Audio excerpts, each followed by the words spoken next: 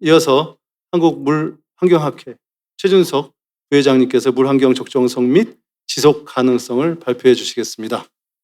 큰 박수 부탁드리겠습니다. 네, 반갑습니다.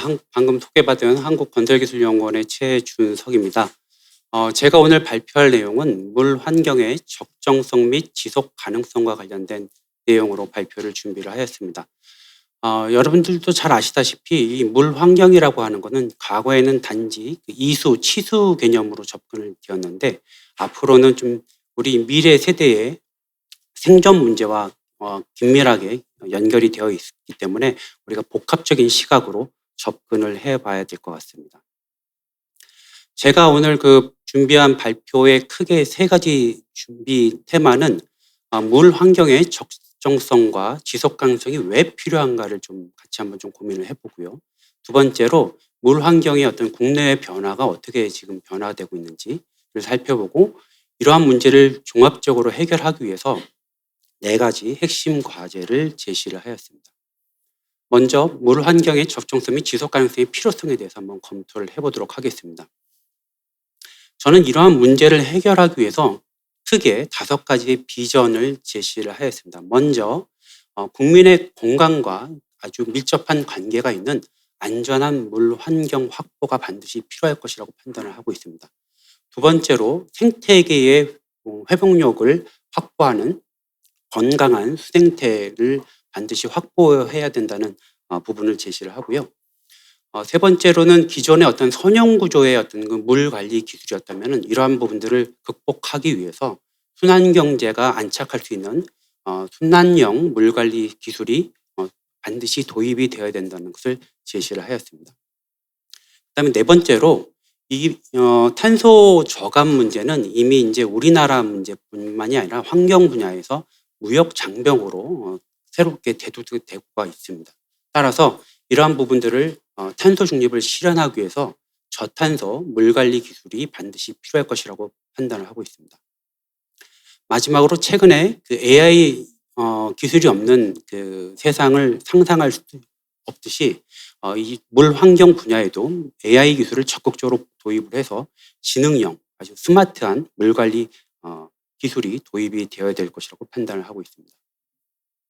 그럼 왜 이렇게 물 환경의 어떤 그런 적정성과 그다음 지속 가능성을 우리가 고민해야 되냐면 5가지의 어떤 급변하는 시대 변화를 판단할 수 있을 것 같습니다. 먼저 기후 변화입니다. 다들 아시다시피 작년에 강원도에서도 극심한 극한 가뭄을 우리가 이미 경험을 하였고요. 최근에도 극한 홍수 등으로 다양한 어떤 사건 사고가 발생을 하고 있습니다. 이러한 기후 변화에 대응하기 위해서는 반드시 우리가 어떤 체계적인 어떤 물 환경에 대한 적정성과 지속 가능성을 확보를 해야 될 것 같고요. 두 번째로 인간의 어떤 그런 우리의 편리를 위해서 만들었던 그런 다양한 물질들이 지금은 우리의 어떤 생존을 위협하는 새로운 위협으로 존재를 하고 있습니다. 특히 최근에 이슈가 되고 있는 PFAS, 미세 플라스틱 같은 경우는 반드시 우리가 제거를 해야 되는 어떤 새로운 신종 오염물질로 저희를 위협을 하고 있고요. 세 번째로 앞에서도 말씀드린 바와 같이 탄소 저감이라고 하는 것은 이제 우리나라만의 문제가 아니라 전 세계 글로벌이 같이 고민해야 되는 반드시 큰 화두입니다. 따라서 이런 탄소 중립 문제도 지금 저희를 위협을 하고 있고, 네 번째로 이 디지털 전환, AI 기술이 널리 보급이 되기 때문에 AI 기술이 전 세계 지금 산업계에 미치는 영향이 굉장히 큽니다. 따라서 물 환경 분야에도 반드시 이런 디지털 기술들이 잘 접목을 해서 저희가 효율적으로 이 AI 기술을 이용을 해야 될 것 같습니다. 5번째로 인구 구조의 변화입니다. 다들 아시다시피 우리나라는 지금 인구 감소가 지속적으로 지금 발생을 하고 있고, 이에 따른 어떤 물 환경 시설의 인프라가 효율이 굉장히 낮아지는 어떤 그런 문제가 있습니다. 또한 지역 격차가 굉장히 심한 어떤 그런 지역 간의 갈등도 대두되고 있기 때문에 이러한 부분들을 종합적으로 고려해서 우리가 물 환경의 변화에 필요한 어떤 적극적인 대응 방법을 마련해야 될 것이라고 판단을 하고 있습니다. 물 환경의 위기와 취약성 구조를 살펴보면 물 환경의 위기는 개별적으로 존재하는 게 아니라 연속성의 특징을 갖고 있습니다. 따라서 기온 이상 상승하고 극한 홍수와 가뭄 주기가 단축되고 공공수역의 수질이 악화되고 수생태계의 스트레스가 폭증하고 관리 정비 비용이 급격하게 상승하는 여러 가지 악순환이 계속 발생을 하고 있습니다. 또한 우리나라의 물 환경과 관련된 시스템을 살펴보면 물 순환에 대한 어떤 단절 부분, 그다음에 시설의 노후화 등 다양한 문제들이 복합적으로 존재를 하고 있어서 체계적인 접근 방안이 필요할 것이라고 판단을 하고 있습니다. 그럼 국내외 물 환경 변화는 어떻게 변화하고 있는지를 한번 살펴보도록 하겠습니다. 앞에서 박희등 교수님께서 이미 말씀하셨듯이 미국 오렌지 카운티에서는 수자원의 재이용을 선도를 하고 있습니다. 하루 50만 톤 규모의 그 하수를 재이용하고 이걸 지하수에 함양을 해서 100만 명 정도의 그 인구가 사용할 수 있는 어떤 그 재이용 시설로 활용을 하고 있고요. 앞에서 또 말씀드린 바와 같이 뉴워터도 적극적으로 싱가포르 뉴워터도 적극적으로 하수 재이용에 참여를 하고 있습니다. 두 가지 좀 차이점이 있는데요. 미국 같은 경우는 단지 생활용수를 타겟팅으로 했다면은 싱가포르 같은 경우는 생활용수와 산업용수를 복합적으로 타겟팅했다는 어떤 그런 차별성을 갖고 있습니다. 또한 호주에서도 원워터 전략이라고 해서 단지 하수 제이용만 고려하는 게 아니라 지하수, 빗물, 해수 담수화를 다 복합적으로 연계한 전주기 통합 관리의 어떤 정책을 시도를 하고 있습니다. 또한 수질적인 측면에서 보면은 미국 EPA에서는 그 PFAS와 같은 어떤 신종 오염물질에 대한 적극적인 어떤 대응을 마련을 하고 있습니다. 특히 일부 그 PFAS 항목에 대해서는 4PPT라고 하는 굉장히 그 엄격한 수질 기준을 적용하고 있어서 주도적으로 전 세계의 어떤 그 PFAS 규제에 앞장을 서고 있습니다.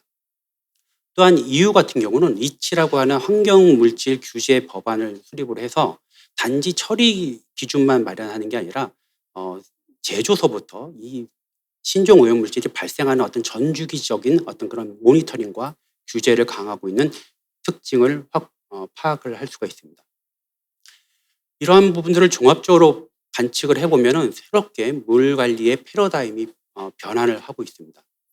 기존의 그 관리 대상 같은 경우는 기존의 뭐 BOD나 TOC의 어떤 그런 단순 수질 관리 개념이 아니라 국민의 건강 및 전주기 위해성 평가를 관리하는 포괄적인 어떤 관리 대상으로 확대가 되고 있고요.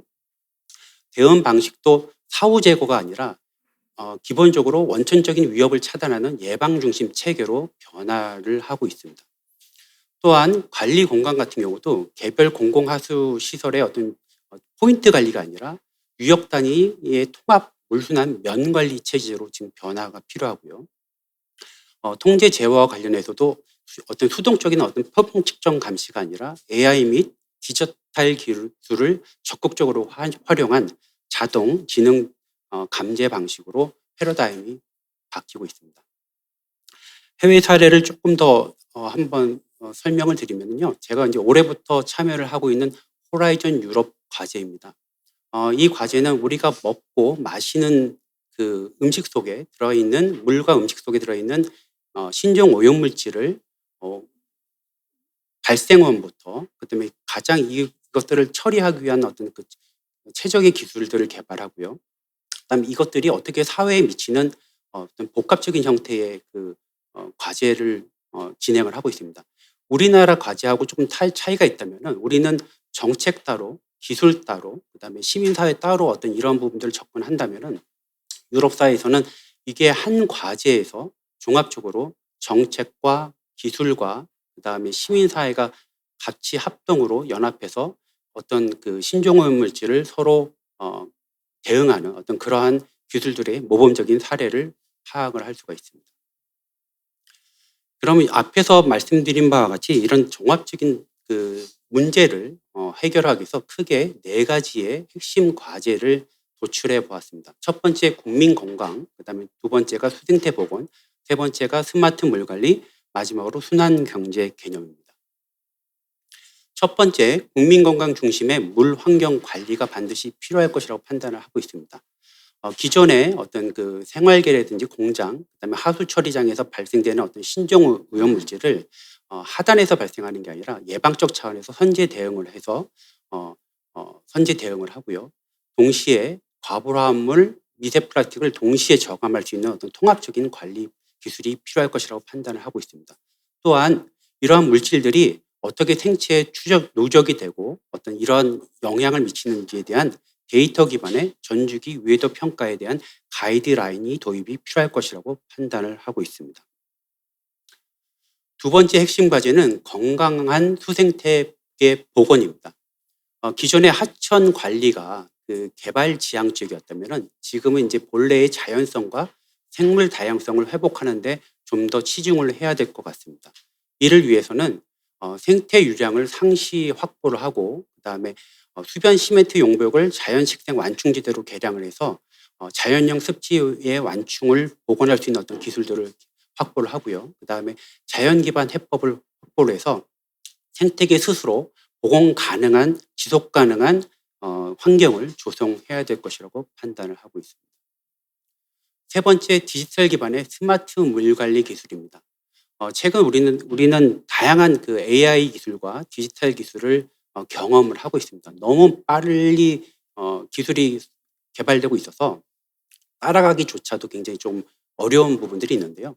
이 AI 기술을 단지 그냥 이용만 하는 게 아니고 AI 기술들은 이러한 부분들을 그 데이터를 잘 분석하고 미래를 잘 예측할 수 있다는 어떤 기술적인 특징을 갖고 있습니다. 따라서 우리가 기존의 어떤 그런 관리되는 어떤 모니터링된 데이터, 이런 데이터들을 잘 분석을 하고 관리를 시켜서 우리가 그 발생할 수 있는 어떤 다양한 어떤 그 환경의 어떤 위해성을 사전에 대응하고 예방할 수 있는 어떤 그런 기술들이 반드시 필요할 것이라고 판단을 하고 있습니다.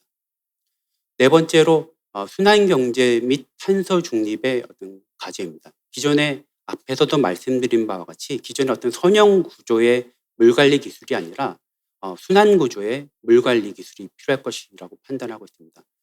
우리나라 지금 방수량 제2유용량을 보면은 한 연간 한 11억 톤 정도의 지금 방류수 재이용을 하고 있고요.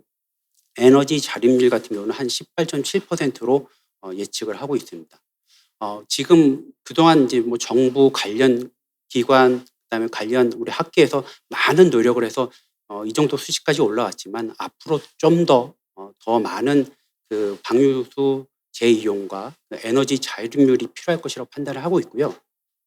이게 단지 물을 재이용하는 게 중요한 게 아니라 새로운 개념. 기존에 이제 뭐 예를 들어서 하수 처리장 같은 경우는 에너지를 주입을 해서 하수를 처리를 했다면은 지금은 하수로부터 에너지를 생산하는 새로운 가치의 어떤 변화가 패러다임의 변화가 필요할 것이라고 판단하고 있습니다.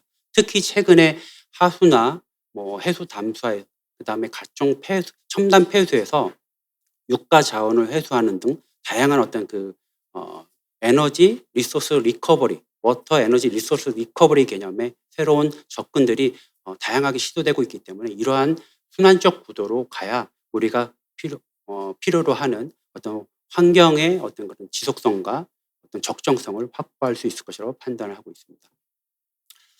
마지막으로 발표를 정리를 하면은 우리가 이제 그 앞에서 이제 우리 박희든 교수님은 물 안보라고 했는데요. 저는 이제 물 복지라고 조금 더 확장을 하고 싶습니다. 우리가 단지 수량만 고려하는 게 아니라 수질까지 같이 고려해서 미래 세대를 위한 물 복지와 관련된 자산을 우리가 계승을 해줘야 될 의무가 있다고 생각을 하고 있고요. 이러한 부분들이 사람의 어떤 그 인위적인 개입이 아니라 스스로 기후 회복력을 갖출 수 있는 어떤 그 인프라를 구축을 해서 우리가 목표로 하는 건강한 물 환경과 지속 가능한 순환 구축은 지속 가능 발전 달성의 핵심이라고 판단을 하고 있습니다. 이상으로 짧게 발표를 마치도록 하겠습니다. 감사합니다.